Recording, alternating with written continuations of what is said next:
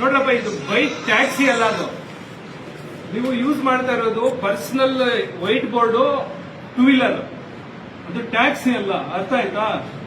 Two wheeler ಅನ್ನು, personal two wheeler ಅನ್ನು ನಿಮ್ಗೆ ನಿಮ್ ಫ್ಯಾಮಿಲಿಗೆ ಯೂಸ್ ಮಾಡೋದು ಕಮರ್ಷಿಯಲ್ ಪರ್ಪಸ್ ಯೂಸ್ ಮಾಡ್ತೀರಾ.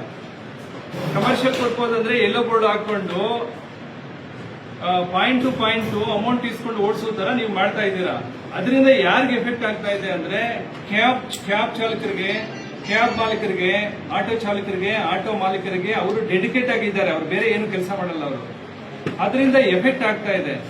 ಅದರಿಂದ ಏನಾಗಿದೆ, ಇದನ್ನು ಇಲ್ಲಿಗಲ್ ಆಗಿ ಯೂಸ್ ಮಾಡ್ತಾ ಇದ್ದಾರೆ. ಇದ್ರಲ್ಲಿ ನಾನು ನೋಡಿದ್ದೀನಿ, ಸಾಫ್ಟ್ವೇರ್ ಇಂಜಿನಿಯರ್ಸ್ ಇದ್ದೀರಾ, ಕೆಲವರು ಬಡವರು ಇದ್ದೀರಾ, ಕೆಲವರು ಕೂಲಿ ಮಾಡೋರು ಇದ್ದೀರಾ, ಕೆಲವರು ಯಾರು ಇವಾಗ ನಾನು UK ಹೋಗ್ಬೇಕು ಸರ್ ಅಂತ ಪಾಸ್ಪೋರ್ಟ್ ವೀಸಾ ತೋರಿಸಿದ್ರು ನಮ್ಗೆ, ಅವರು ಇದ್ದೀರಾ.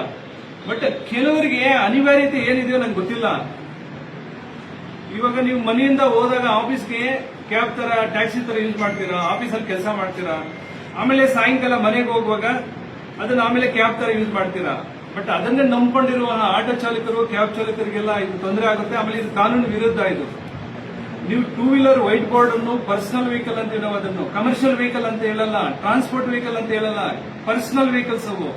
ಪರ್ಸನಲ್ ವೆಹಿಕಲ್ಸ್ ತಗೊಂಡು ಹೋಗ್ಬಿಟ್ಟು ಕಮರ್ಷಿಯಲ್ ಪರ್ಪಸ್ ಇದ್ರೆ ಕಾನೂನು ವಿರುದ್ಧ ಯಾವಾಗ್ಲೂ. ಅದು ಯಾವತ್ತಾದ್ರೂ ನಿಮ್ಮ ಮೇಲೆ ಕ್ರಮ ಕೈಗೊಳ್ತೀವಿ. ನಿಮ್ಗೆ ಏನಾದ್ರೂ ಕಮರ್ಷಿಯಲ್ ಮಾಡ್ಕೋಬೇಕಾ, ಎಲ್ಲೋ ಬೋರ್ಡ್ ಮಾಡ್ಕೊಳ್ಳಿ.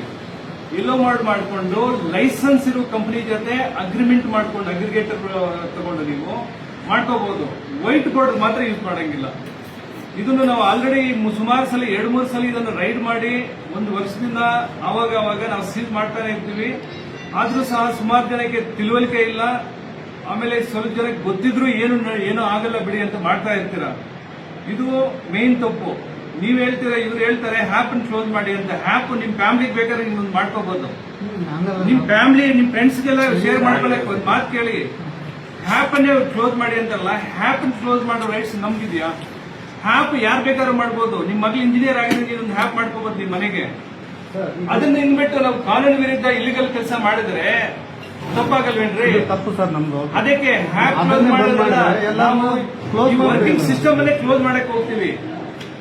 ಬೇರೆಯವ್ರಿಗೆ ಯಾರ್ಯಾವ್ದು ಅನ್ಯಾಯ ಆಗ್ತಾ ಇದ್ರೆ ನಾವು ನಮ್ ಕಂಪ್ಲೇಂಟ್ ಹೊಟ್ಟೆ ಮೇಲೆ ಹೊಡೆದಂಗೆ ಸರ್ ಇದು. ಬಡವರ ಮೇಲೆ ಹೊಟ್ಟೆ ಮೇಲೆ ಇಲ್ಲ, ಕಂಪ್ಲೇಂಟ್ ಆಗಿದೆ ಇದು. ಆಟೋ ಚಾಲಕರು, ಆಮೇಲೆ ಕ್ಯಾಬ್ ಚಾಲಕರು ಯಾರ್ಯಾರು ಎಲ್ಲೋ ಬೋರ್ಡು ಮಂತ್ಲಿ ಟ್ಯಾಕ್ಸ್ ಕಟ್ತಾರಲ್ವಾ, ಕ್ವಾರ್ಟರ್ಲಿ ಟ್ಯಾಕ್ಸ್ ಕಟ್ತಾರೆ. ಏನಕ್ಕೆ ಹೇಳಿ? ಪಬ್ಲಿಕ್ ಇಂದ ದುಡ್ಡು ಇಸ್ಕೊಂಡು ಸರ್ವಿಸ್ ಮಾಡ್ಲಿಕ್ಕೆ ಅವರು 3 ತಿಂಗಳಿಗೊಂದ್ಸಲಿ ಟ್ಯಾಕ್ಸ್ ಕಟ್ತಾರೆ. ಈ ಗಾಡಿಗೆ ಎಲ್ಲಿದೆ ಟ್ಯಾಕ್ಸ್? ಟ್ಯಾಕ್ಸ್ ಇಲ್ಲ ಇದಕ್ಕೆ. ಪರ್ಸನಲ್ ವೆಹಿಕಲ್ ನಿಮ್ಗೆ ಲೈಫ್ ಟೈಮ್ ಟ್ಯಾಕ್ಸ್ ಕಟ್ಟಿರ್ತೀರ ನೀವು.